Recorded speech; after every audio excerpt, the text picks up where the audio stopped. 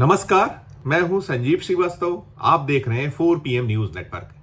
मध्य प्रदेश के मुख्यमंत्री मोहन यादव उत्तर प्रदेश के मुख्यमंत्री योगी आदित्यनाथ को हिंदुत्व के मामले में पीछे छोड़ सकते हैं। मध्य प्रदेश में स्क्रिप्टिंग हो गई है और आगे निकलने से जुड़ा आदेश किसी भी क्षण आ सकता है। दर्शकों को ज्ञात है कि उत्तर प्रदेश के मुख्यमंत्री योगी आदित्यनाथ ने कांवड़ यात्रा रूट पर आने वाली दुकानों में दुकानदारों को अपना नाम और डिटेल लिखने के आदेश दिए हैं। उस आदेश के बाद उत्तराखंड में भी आंशिक तौर पर उस आदेश को लागू किया गया है। खासकर कांवड़ यात्रा जो रूट है उस पे उत्तराखंड सरकार जो भारतीय जनता पार्टी की, उसने भी ये निर्देशित कर दिया है कि जो भी दुकानें हैं इस मार्ग पर, रूट पर, जो जहां से कांवड़ यात्रा निकलने वाली है, वहां के दुकानदार अपनी दुकानों के आगे अपने नाम लिख दें, ये बता दें कि वो दुकान पर ना केवल किसकी है दुकान, बल्कि काम जो कर रहे हैं उनकी सूची भी टांगना है। अब ये जो आदेश है, इसको लेकर देश भर में एक अलग तरह की प्रतिक्रिया है और खासकर विपक्ष तो इसे बंटवारे की एक पहल बता रहा है। बंटवारा जो देश में कभी हुआ था, कुछ उसी तरह के की तुलना इस आदेश को लेकर कर रहा है और एक रार मची हुई है, तकरार चल रही है। और इन सब के बीच मध्य प्रदेश में भी स्क्रिप्ट, जैसे मैंने कहा, लिख ली गई है और यहां भी पुराने आदेश निर्देश निकल आए हैं। मुख्यमंत्री मोहन यादव जो मध्य प्रदेश के हैं, वो उज्जैन से आते हैं। उज्जैन महाकाल की नगरी, और उस महाकाल की नगरी में पुराना एक बीते साल का आदेश निकल गया और वहां महापौर ताल ठोक कर कह रहे हैं कि ये जो आदेश हम पहले यहां मध्य प्रदेश के जो पवित्र नगरी उज्जैन है, महाकाल की नगरी उज्जैन है, वहां के लिए पूरी की पूरी योजना बना लिया था हमने, लेकिन वो लागू नहीं हो पाया था। जो नगर निगम उज्जैन है उसमें एक प्रस्ताव पारित हुआ था बीते साल 9 अगस्त को। उस प्रस्ताव में यही कहा गया था कि जितने भी दुकानदार हैं, नगर निगम ने प्रस्ताव पारित किया था, यानी वो नगर निगम सीमा में लागू होगा, तो उसमें यही था कि जो भी दुकानदार शहर में हैं वो सब अपने अपने नाम, अपने नंबर सारे के सारे टांग दें, लेकिन वो परवान नहीं चढ़ पाया था। अब जब उत्तर प्रदेश में ये सब हुआ है और जिसको लेकर एक कहीं ना कहीं पीठ ठोकी जा रही है योगी आदित्यनाथ की, जो हिंदू धर्मावलंबी हैं या जो भारतीय जनता पार्टी है उसके अनुषांगिक संगठन है जो इसको पैरोकार है, वो पीठ थपथपा रहे हैं योगी आदित्यनाथ की फैसला अच्छा है। लगातार उस फैसले को जस्टिफाई करने के प्रयास देश भर में भारतीय जनता पार्टी, उसके अनुषांगिक संगठनों और बाकी जो हिंदुत्व के पैरोकार हैं उनकी ओर से चल रहा। तो इन सब के बीच मध्य प्रदेश में जो बीते साल का एक फैसला निकला है 9 अगस्त का, वो उसको लेकर कहा जा रहा है कि इसी जो सावन शुरू हो रहा है, यानी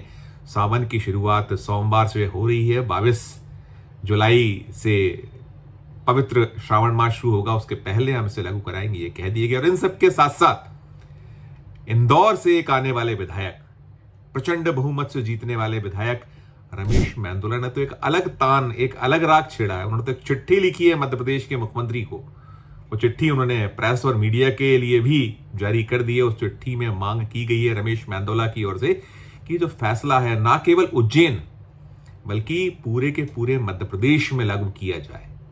उन्होंने उज्जैन का नाम नहीं लिया, लेकिन उन्होंने ये मांग की कि ये बहुत अच्छी परंपरा, अच्छी परिपाटी है।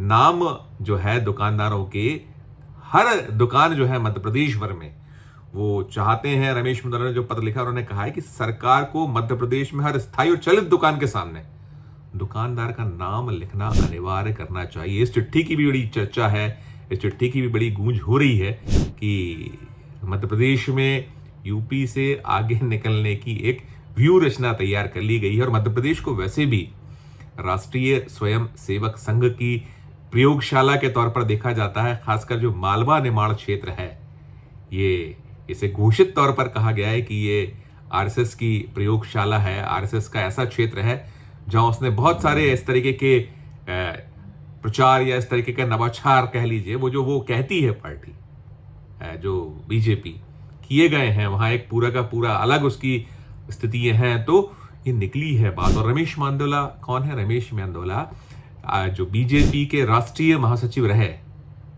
कैलाश विजयवर्गीय के खास सिपाह सालार हैं।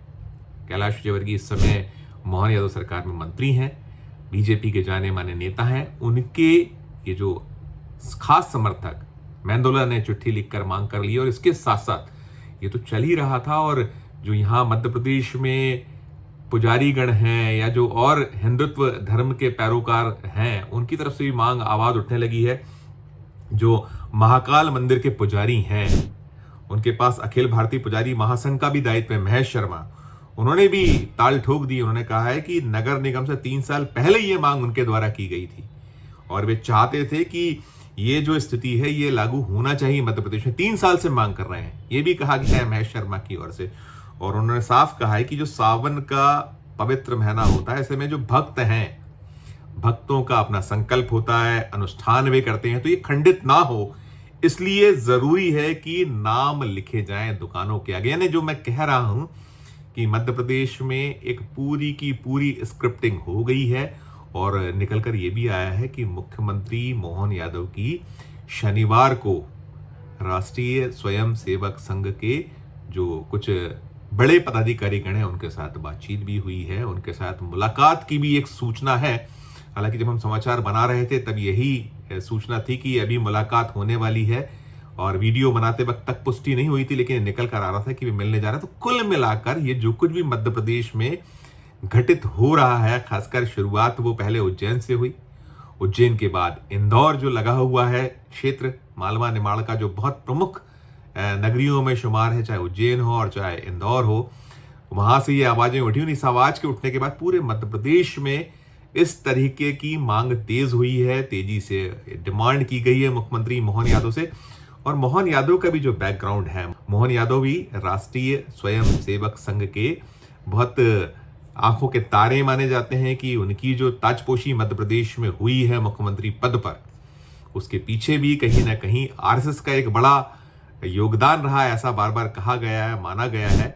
वो तारे जो मुख्यमंत्री पद उन्हें मिला था, बड़ा विस्मय हुआ था मध्य प्रदेश में जब दिसंबर में विधायक दल के नेता का चुनाव हो रहा था। अचानक से जो शिवराज सिंह चौहान मध्य प्रदेश के लगातार मुख्यमंत्री 3 बार रहे और चौथी बार कमलनाथ के हटने के बाद उन्हें दायित्व दिया गया था, तो कुल 4 बार का जो उनके पास दायित्व था, उन शिवराज सिंह चौहान ने ही मोहन यादव के नाम का प्रस्ताव रखा था और उन्हें चुना गया था। तो बड़ा एक यही निकल कर बार बार आया था। और जो मुख्यमंत्री पद संभालने के बाद मोहन यादव के फैसले भी कहीं ना कहीं परिलक्षित हुए थे, फैसलों में परिलक्षित हुआ था कि जो एजेंडा है अनुषांगिक संगठन या जो इस पूरी बीजेपी को किसी दौर में एक कमांड किया करता था आरएसएस, आज तो थोड़ी सी पोजीशन अलग के बार बार कही जा रही कि अब वो स्थिति नहीं है संघ की। अब तो आज जो कुछ हो रहा है, प्रधानमंत्री नरेंद्र मोदी या अमित शाह सब कुछ कर रहे हैं, चल रहा है उन्हीं के द्वारा या उनके आसपास पूरा का पूरा सत्ता या जो बीजेपी संगठन है सिमटा हुआ है पूरी तरीके से।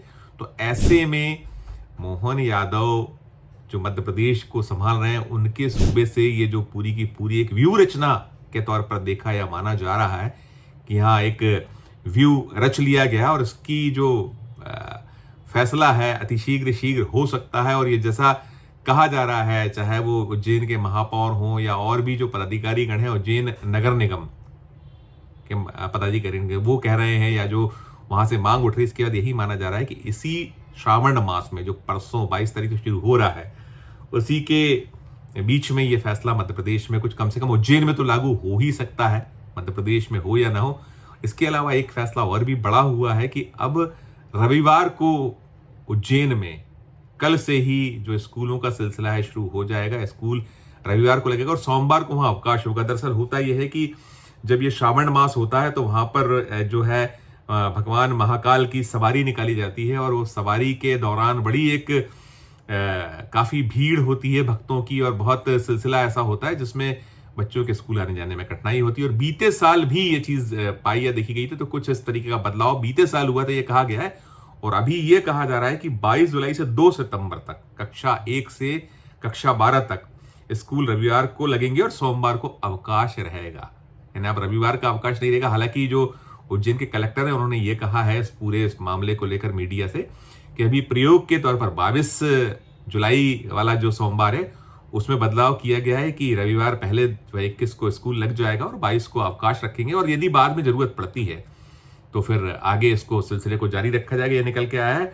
और कुल मिलाकर जो उत्तर प्रदेश से जो निकला आदेश है योगी आदित्यनाथ ने किया है कि वो जो कांवड़ यात्रा रूट है और जिसको लेकर जैसा मैंने कहा कि जबरदस्त एक देश भर में उसको लेकर बहस छिड़ी हुई उस आदेश को, वो आदेश ये जो है कयास लग रहे थे कि भारतीय जनता पार्टी शासित जो राज्य हैं उनमें इस तरीके के आदेश की जो है बढ़ोतरी हो सकती है, उसको लागू और भी राज्य कर सकते हैं।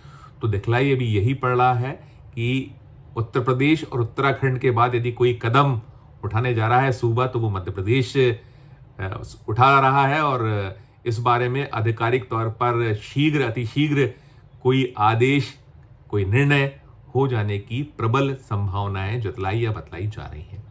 हालांकि सरकार ने भी अपने पत्ते नहीं खोले हैं, मुख्यमंत्री की ओर से या सरकार की ओर से कोई इस पूरे मसले मामले पर बयान नहीं आया, लेकिन जिस तरीके से जो मध्य प्रदेश में पूरा का पूरा घटनाक्रम इस बाबत चल रहा है तो उसको देखते हुए यही संभावनाएं प्रबल हैं कि मध्य प्रदेश भी उत्तर प्रदेश की राह पर चलेगा और बल्कि उत्तर प्रदेश से 2 कदम आगे भी निकल सकता है। इस बारे में जो भी कुछ निकल कर आएगा वो अपने दर्शकों तक पहुंचाएंगे। इस वीडियो में फिलहाल इतना ही। हम फिर किसी नए विषय किसी नए वीडियो के साथ आपके समक्ष उपस्थित होंगे। हमारा अनुरोध कि हमारे चैनल को लाइक कीजिए, सब्सक्राइब कीजिए, और यदि आपने ज्वाइन का बटन नहीं दबाया हमारे मध्य प्रदेश चैनल का तो जरूर दबाइए। साथ में हमारे इस वीडियो के कमेंट बॉक्स में जाकर कमेंट जरूर कीजिए कि ये वीडियो आपको कैसा लगा। प्यार और स्नेह बनाए रखिए और देखते रहिए 4 PM न्यूज नेटवर्क। धन्यवाद, नमस्कार।